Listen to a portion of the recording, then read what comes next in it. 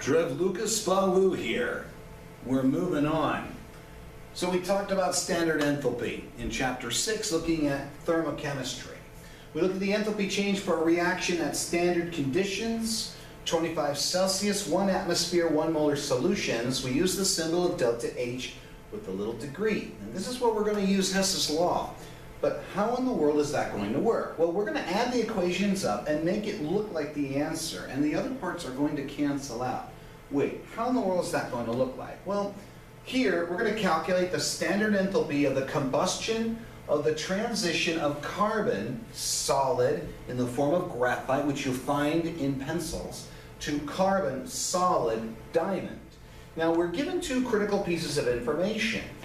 That we're going to burn the graphite, plus O2 gets us CO2, and this, you can tell, is a negative 393.5 kilojoules per mole, and that is an exothermic process.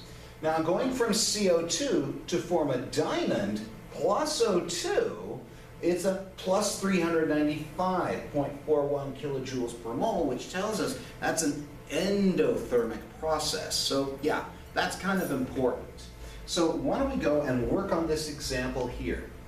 So we're trying to find our delta H, and we are given the following pieces of information. We're given this process, and the delta H is negative 393.5. Here, let me make the dot a little more noticeable. Okay. And then we have CO2 going to a solid diamond, plus O2, and we got our delta H. Now the idea here is what we're going to do, we're going to combine these reactions together. Now there's going to be some things that are going to cancel out. Now we're starting with a fairly small one, okay? So what in that world is going to look like? Well, you may notice I color-coded it, and there's a reason for that. So if I go with carbon, that's a solid, that's a graphite, okay, plus O2, plus, and I'm going to go ahead and I'm going to put the CO2, the red CO2 in here. You'd say, but wait a minute, why? But you got a CO2 here. Right, that's the product side.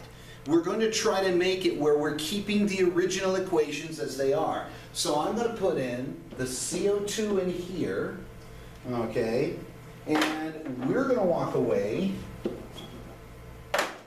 with the carbon, that's a solid in the form of a diamond, okay, plus, and now we're going to add the CO2 from here, CO2 plus O2. Now you can understand why I was color coding. We took these two equations and we put them together. So we have our graphite plus oxygen from our first part here, right? Then we also have to add carbon dioxide, which is we got it from this second equation in red. Okay? That leads us to getting our diamond, which we got here, plus the CO2 from here, plus the O2 from here. Now, does it matter which order that the reactants and the products come in? No, they don't.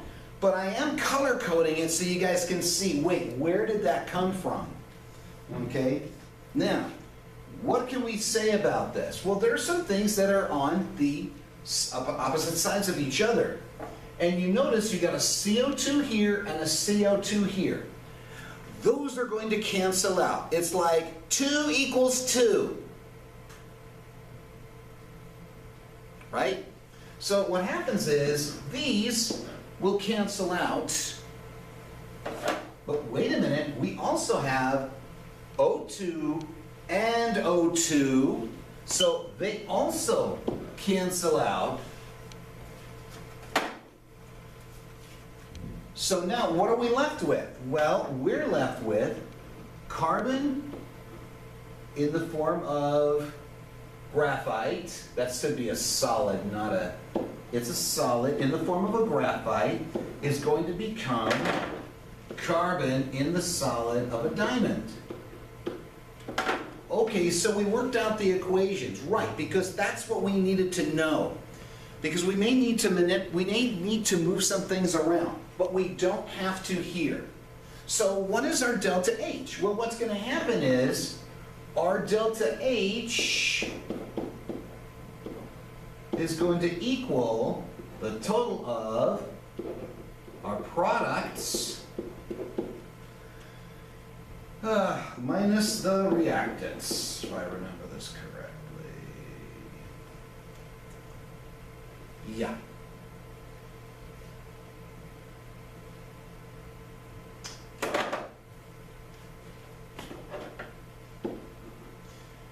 Wait, where did I get this from?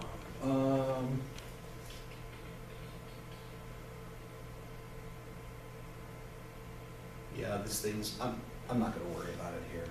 But the idea is you're going to add them up together, okay? So we're going to add those bad boys up together. We don't need to change anything because the values were given to us. We didn't need to multiply anything. We didn't need to switch anything around.